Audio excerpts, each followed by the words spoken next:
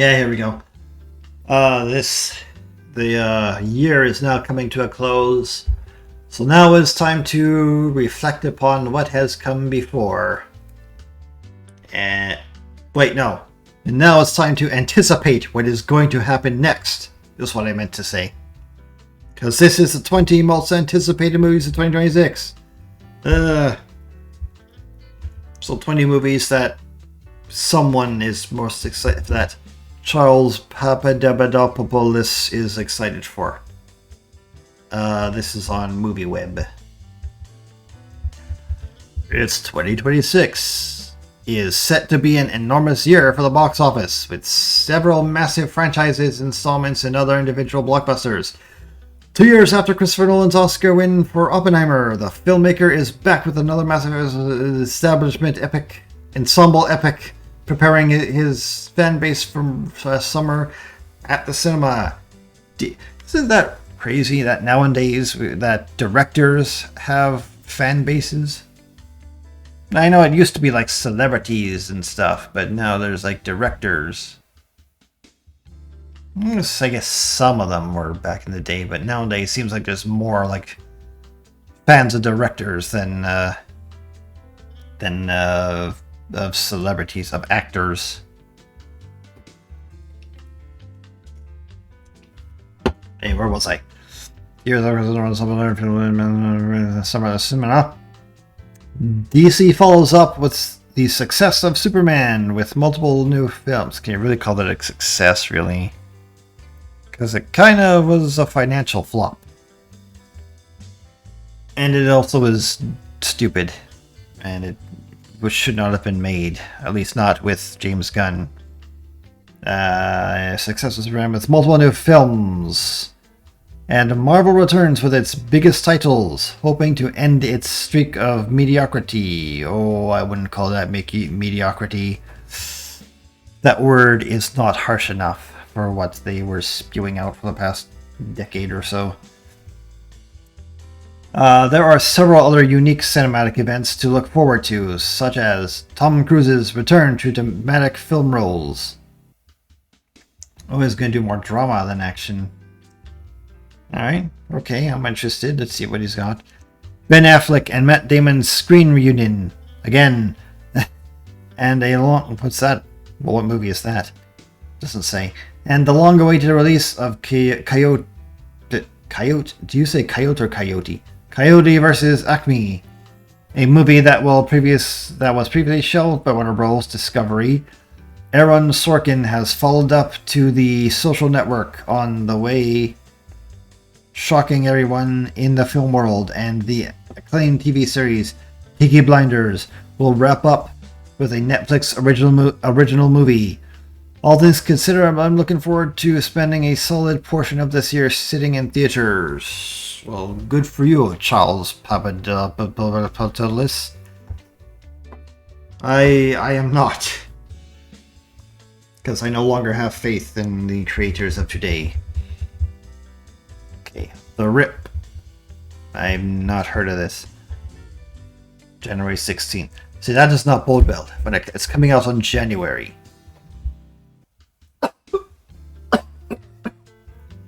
Usually means that the studios have no faith in whatever it is that they bring out in January.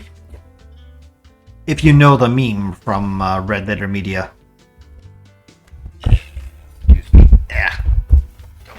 Don't knock over the mic. There. Anyway. If you're a fan of dad movies, particularly when they involve Matt Damon or Ben Affleck, then we have something in common. Well, I'm not, so we don't. The Rip isn't a movie I see making a massive cultural imprint or succeeding in any particular capacity. It's simply one for me. Well, that's kind of selfish of you, to make like a whole movie just for yourself. A crime thriller starring Damon and Affleck is like a long-lost dream for a 2000s movie fan, and although I'm not expecting The Departed or even The Town levels of thriller excitement, I can guarantee I'll be watching the movie with a smile on my face on January 16. My one gripe is that I'll be forced to do so on my couch instead of in theaters. Well, take your couch to a theater then. There, problem solved. Coyote vs. Acme. I've not heard of this. August 28th? I didn't know they were still doing, like, cartoon movies. Oh, it's like a Roger Rabbit style where it's like cartoon and real life blended together. Hold on. If you've heard anything about this movie, it's likely related to the controversy surrounding Coyote vs. Acme, a movie that was shelved by Warner Bros. Discovery after completion. The decision was made following the already harsh treatment of Batgirl, and it sparked an uproar on social media. Really? I must have missed that, because I never heard of this. Now the movie is finally on its way to being released, and while it's worthwhile to distribute it no matter what, it will be fascinating to gain perspective on the decision made by WB. This is one part childhood Looney Tunes appreciation and one part hoping it's a masterpiece, just to prove them wrong. I don't really care. I don't know, I'm not really a cartoon guy anymore. Disclosure Day! I saw the trailer for that in the Avatar 3. It looked really weird and not very interesting.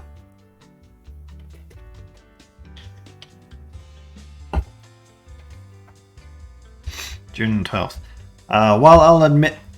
Don't spoil that yet. While I'll admit to being more of a Scorsese faction than a Spielberg side, do you need to pick a side? Really? Of the cinematic goat debate, I can appreciate greatness all around. In that sense, Steven Spielberg has defied expectations for much of the 21st century, exploring varied topics and largely ignoring the genre that made him the maestro science fiction. Like Scorsese's return to the mafia genre with The Irishman, which is not well received, I might add, the prospect of Steven Spielberg UFO movie in 2026 is an event in and of itself. To me, this is a sleeper for a massive box office hit. Well, let's see if the old dog still got it. So a lot of the old guys, they've kind of fallen off pretty hard in they're in their twilight days of Twilight. What am I trying to say here? They're not as good as they used to be, like with James Cameron and the guy who did Aliens. I think they're kind of not there anymore, so I guess we'll see how this does. I mean, I don't think I'm going to see it because I'm not really into those kinds of movies, but whatever. Digger, October 2, with Tom Cruise as Captain Pete Maverick Mitchell in Top Gun Maverick. Alejandro G. Inarritu at the helm would be a reason to visit the movie theaters on its own, but in the main appeal for Judy will be Tom Cruise. The world's last movie star has spent the entirety of the 21st century jumping off buildings and running. Lots of running. But for those who have gone deeper into his filmography, titles like Magnolia and Rain Man prove that beneath the action star there's one heck of an actor. Also Tropic Thunder, probably his best role ever. Judy is intended to be his return to serious acting and following up on The Rock's dramatic outing with The Smashing Machine. I'll be interested to see if Cruise has the same box office sway as a non-Mission Impossible film. No, he doesn't. Not anymore. I don't think people will go to movies just to see Tom Cruise. And I don't think that kind of audience is around anymore. Also, you said it's called Digger up here, but you're calling it Judy down here. What's going on with that? Get an editor. Ah, Clayface. September 11th. Alright. So it's like Joker, but this time with Clayface. Another Batman villain. Oh, and this one's done by James Gunn, so it's gonna suck. Clayface, September 11th. Ooh, that's could be an appropriate date for it. James Gunn's DCU has a fantastic start this year. No, it doesn't. Kind of had a really messy and, well, horrible start, actually. James Gunn's DCU, a certified DC guy. I'm probably more excited about the 2026 slate than anyone should be. You shouldn't be at all. I'll admit that Clayface has never been particularly compelling to me, nor am I that much of a body horror fan. However, I'm all for the prospect of the DCU exploring different cinematic styles and genres. So I'll be there, seated on day one, just to see if they can pull it off. Not to mention, this will be the first live-action depiction of DCU's Gotham. Who could say no to that? With the James Gunn's DCU, I guess. But I mean, Gotham has been depicted before, so if it's like the James Gunn verse, then I guess you could say that. But I don't know. I feel like this is going to be like another Morbius rather than a Joker, because there's James Gunn's at the helm of this one.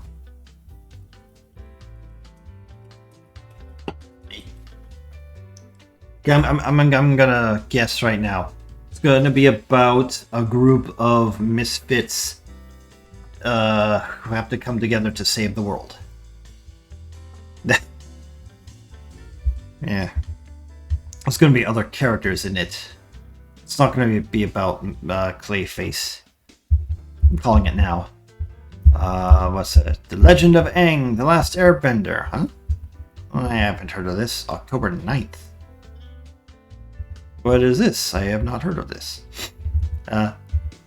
I'll admit that I was late to the game with the Avatar Last Airbender, but after years of being recommended the series, I finally caught up, and I couldn't be more thrilled about the timing. Netflix's live-action series doesn't interest me much. Well, because it's awful. It shouldn't interest anyone. Probably worse than the movie. But the animated follow-up series seems like a fantastic idea. Reading the story of this film's production doesn't instill much positivity, but that won't stop me from hoping for the best until proven otherwise. I love the world of Avatar Last Airbender world, and I'll be excited to return to it. Yeah, you also kind of ruined it with Legend of Korra, so yeah, I've not heard anything about this. Is this going to be like a straight-to-DVD movie? Or I guess like a streaming movie? What's it about? Is it about the Legend of Aang? So is it about Aang himself? Or are the others going to return? Is it going to be a prequel? Or, I don't know. Maybe I'll open up after. We'll see. What's this? Werewolf. December 25th. I wonder what this is about. Nosferatu was an enjoyable gothic horror movie, but my main question throughout was, why isn't Robert Eggers writing original movies? A filmmaker of that talent shouldn't be doing remakes. I wouldn't exactly call that a remake. Maybe more like a reimagining. A filmmaker of that remakes. I'd already seen Nosferatu, and I'd read Dracula, so his adaptation could only impress me so much. The current premise for Werewolf is the following. Where's the following? Oh. In 13th century England, a mysterious creature stalks a foggy countryside. Ooh.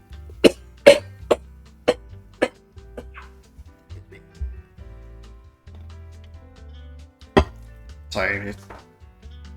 My coughing cut off a really awesome joke I was going to tell.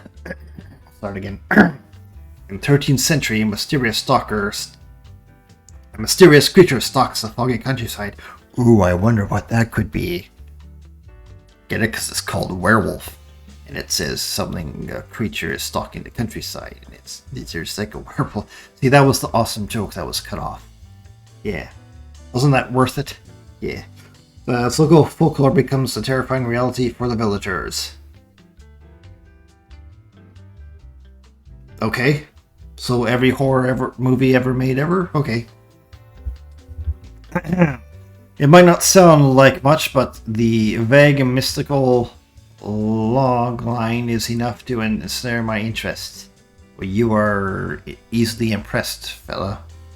This sounds like a true folklore horror movie. An original story with a wolf. The werewolf story is not really original. With a cold, dreary atmosphere ripe with authentic horror. I can't wait to be terrified of what Robert Eggers has in store. It's a werewolf. Okay. The Social Reckoning.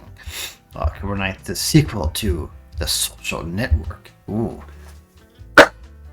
I assume. My first reaction to see that Aaron Sorkin was making a sequel to The Social Network wasn't particularly positive. The loss of David Fincher and the swap to Jerry Strong is mildly confusing, as great as Strong is, but this is still a Sorkin movie. Ceiling is a series Oscar candidate, and The Floor is a movie with great performance and sharp dialogue that mounts to an enjoyable hot mess. To me, that's a win-win. Okay. I guess this is like about the downfall of Facebook. Alright. Which I see, I saw the real story in real time of the downfall of Facebook. I might need to see this. 28 years later, The Bone Temple.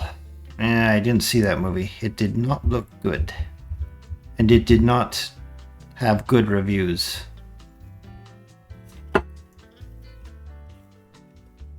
So I am not anticipating this movie.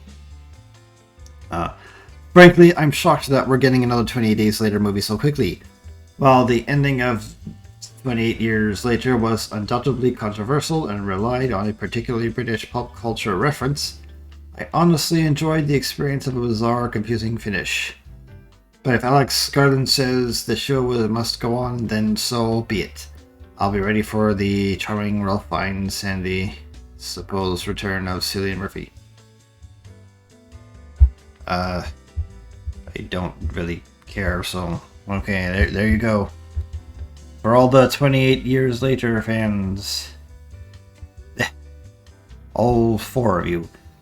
Peaky Blinders, The Immortal Man, March 6th. Speaking of Return of Cillian Murphy. Excuse me. The Immortal Man is a movie I've been pretty patiently waiting for. I'm somewhat confused by the movie's cast that lacks of cast members from the TV series. Well, aren't most of them dead? I assume it's that kind of series where like it has characters that die and are introduced and die and all that, like Sopranos and those other kinds.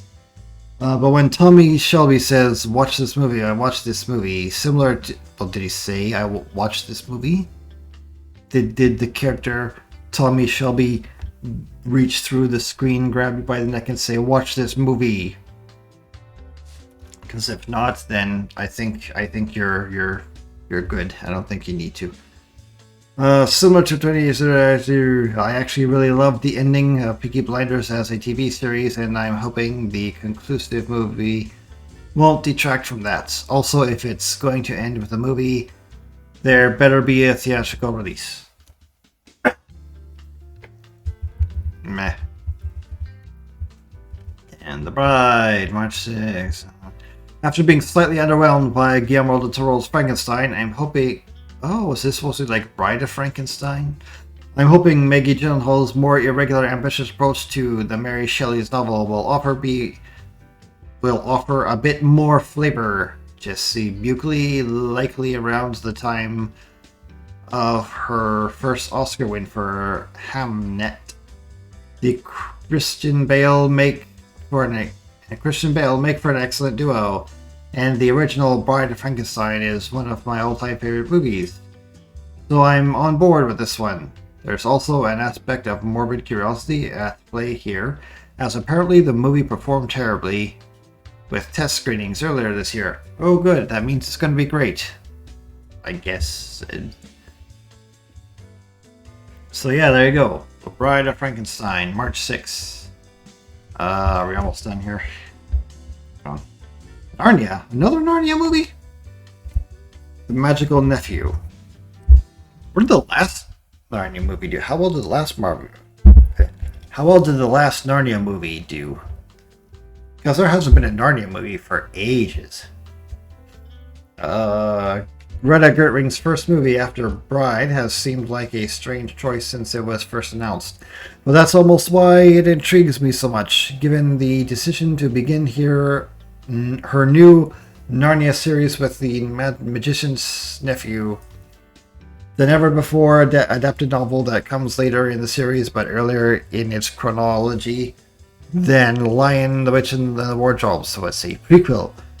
The Oscar-nominated film is opening the portal to Narnia with It's already Oscar-nominated? I thought it hasn't come out yet.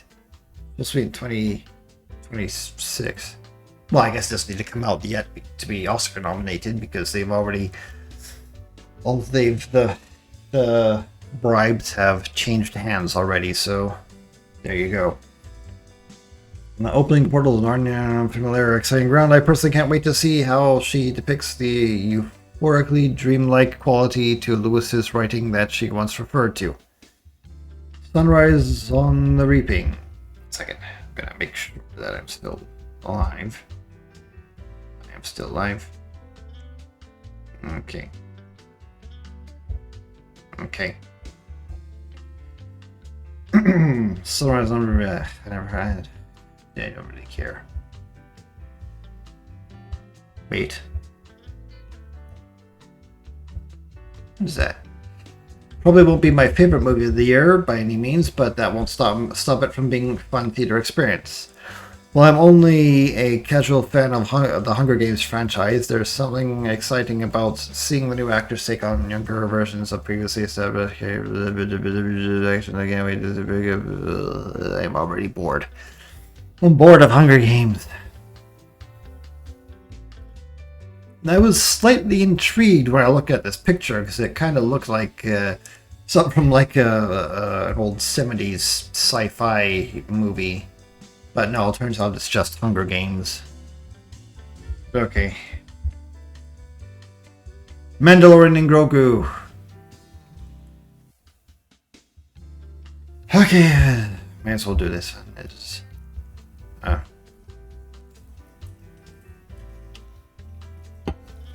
Yeah, need to still keep squeezing as much money as we can out of that franchise.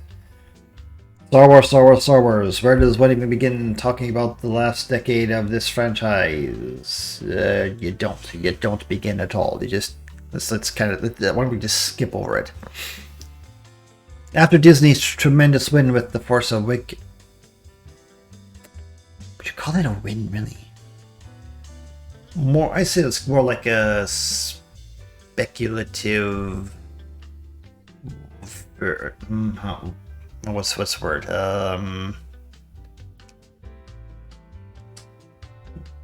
Tentative, anticipatory state. What does that mean? I don't know. Whatever. Tremendous. It wasn't a tremendous win. The legendary film series has been an entirely confusing mixed bag, lacking any apparent direction. The Mandalorian is far from my favorite Star Wars project, but I'm looking forward to seeing it if it can be developed further. No, it can't. With a cinematic budget. Tying Jon Favreau and Dave Filoni's plans for a sci-fi franchise together in an epic fashion, possibly rejuvenating hope for the series. I doubt it. I think it's kind of run its course. Like, it had a really good first season, but then the executives got their hands on it and just mangled it horribly. Because, like, if you don't know what the story about the series is, that they wanted to make a Boba Fett show for years, but the executives just had no faith in it. And so when, I guess, Favreau, he made the Mandalorian, I don't know, whoever made the Mandalorian, they sort of made it, and then because Disney had no faith, all the executives stayed away from it. So they just let it go and assumed it would die out in the deserts of the Disney Plus.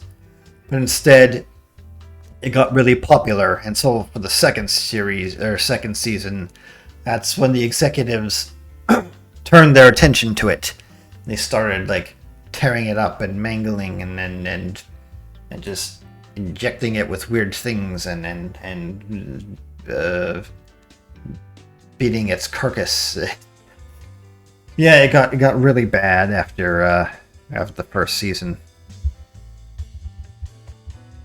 It's not like, it's not even like the first season was really that great, but it was decent.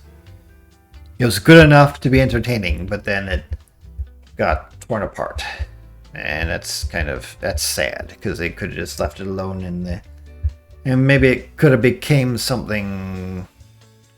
Could have became its own thing. I don't know, something that could stand up on its own two legs, but whatever. Here we are. Supergirl, June 26th. Yeah, this is the thing that's coming out. Another James Gunn movie about a group of misfits come together to save the world.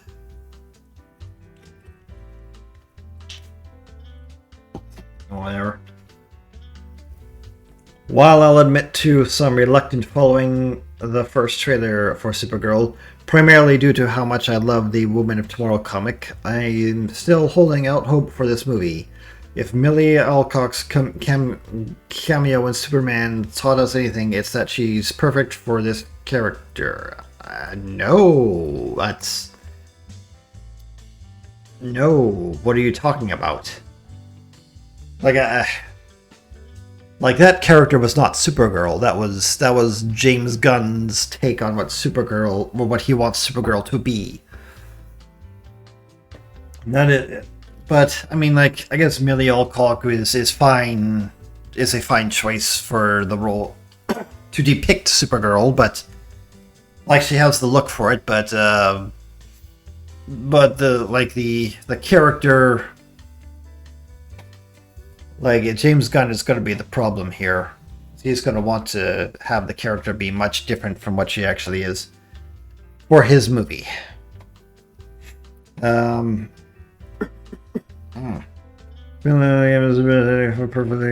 that's generally the key ingredient for a solo superhero movie. I'd love to see more of the comic's vibrant cosmic art style and imaginative take on the science fiction genre, but I'm ready to judge the movie's vibe after a couple of minutes of early footage. Yeah, I saw the trailer, and yeah, you know exactly what the movie's going to be. It's going to be Guardians of the Galaxy again. I'm tired of Guardians of the Galaxy. It's okay. The Spider-Man movie, Spider-Man: Brand New Day. Okay, I am anticipating this one, especially after the last movie. I want to see where they're going to go with this, and I hope they're not going to just do a big reset.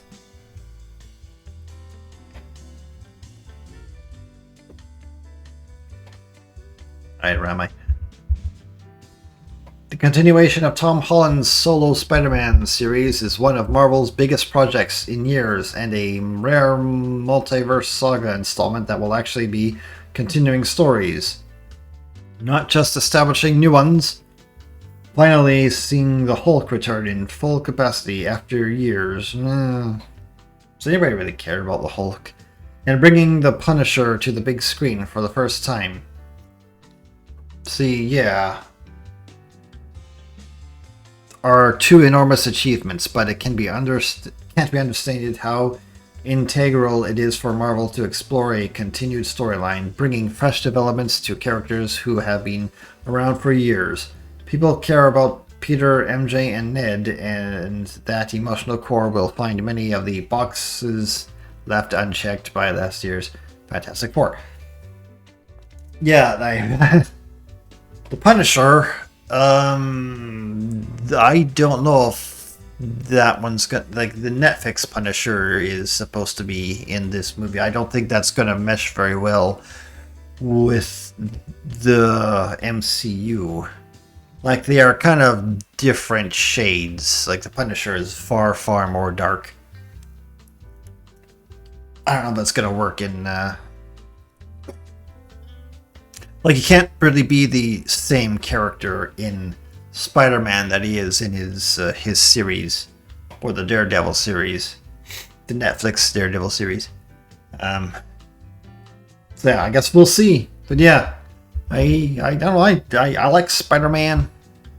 I like the Spider-Man, the Disney Spider-Man, Spider-Man believes these. I like the Disney Spider-Man movies. Don't ask me why, but yeah, I'm interested to see where it's gonna go. What happened to his costume? I remember at like the very end of No Way Home, like he was in his actual proper costume, but now they have him in some, I don't know, some, what do you call it, millennialized version of it. Or no, would it be Zoomerized version, where it's like black instead of blue because he's edgy. Rare. Now I want to see that costume from the end of No Way Home. That was a really cool costume. All right, Project Hail Mary. Oh yeah, yeah. I saw some trailers for this in the Avatar movie. Looks boring. Like, the premise is interesting, but would it work for a movie? Like, I feel that would make a boring movie. Like, it'd probably make a good short story, but as a movie, I don't know.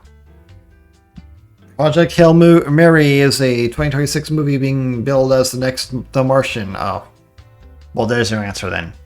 Yes, it will be a boring movie. That I'm concerned might end up as the next The Fall Guy. What's wrong with The Fall Guy? It's not that I think the movie is going to be bad. I'm very much looking forward to what Phil Lord and Chris Miller have cooking, and Andy Weir's source material is difficult to say no to. I am, however, concerned that this title won't be standalone sci-fi hit that brings audiences to the movie theater. No, it won't. In March. That said, the box office isn't sole measure of film success, and I'm sure looking forward to catching this one regardless. Yeah, no, I guess like mainstream doesn't really care about sci-fi concepts. Because it's an interesting concept that I would look forward to seeing a abridged version of. But no, I don't really care to see a movie about it. Maybe there's like a 15-minute video surmising all of it that I would watch. And Avengers Doomsday. Ooh. This is probably the most anticipated movie. The hype is really starting to build up. And I'm seeing where's what? No picture.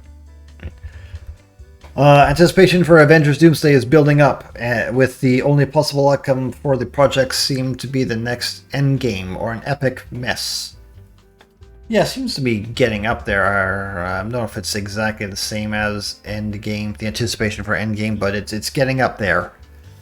Marvel Studios not only has a challenge of trying numerous neglected plot threads together, Shang-Chi, Namor, Hawkeye, etc., but also bring back numerous legacy characters and connecting all of it to Robert Downey Jr.'s Doctor Doom. If the previous few years have spent time establishing a cohesive narrative, this would be a much more exciting prospect. But it's still possible this could be a dream scenario for all superhero lovers, given that talent and scope involved.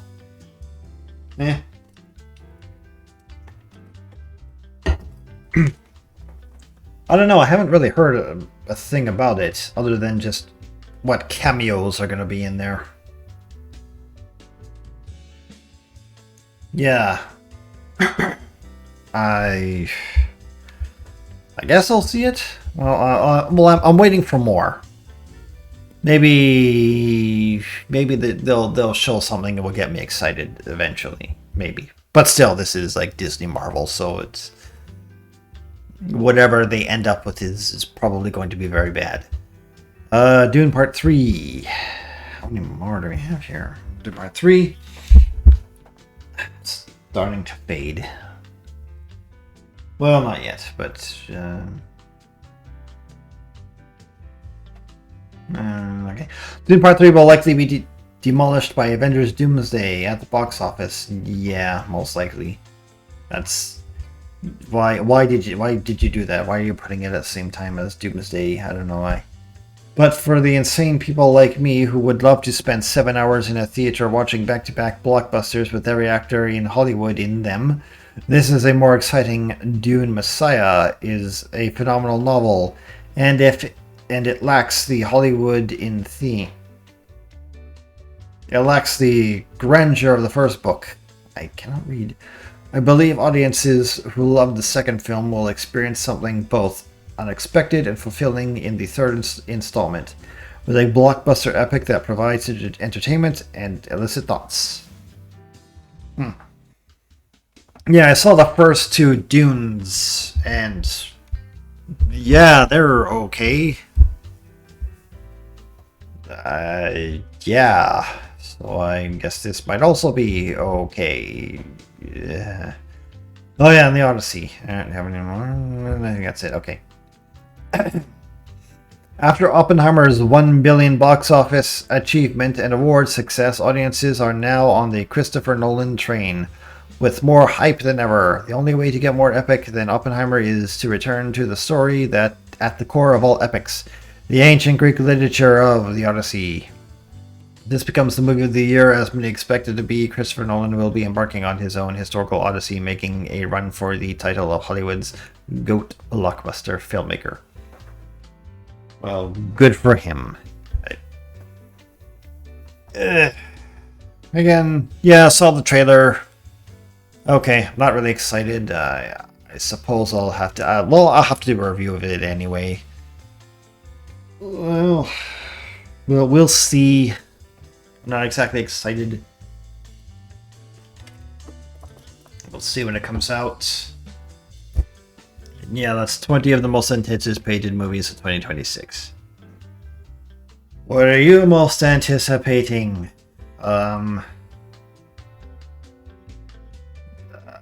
Yeah, what are you anticipating? What are you hoping for? What comment below. Like and subscribe. Alright, there we go.